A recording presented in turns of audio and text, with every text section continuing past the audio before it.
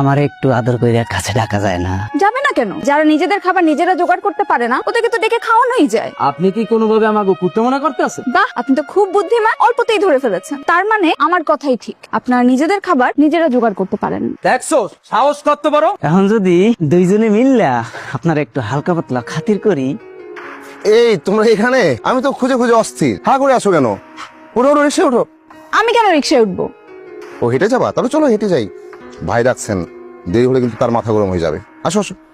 আরে ভাইজানরা, কেমন আছেন আপনারা? অনেকদিন পর দেখলাম। তাই আপনারা খায়েন, কুত্তারে ভালো মতো খাওয়ান দেন। এই সামনে লা।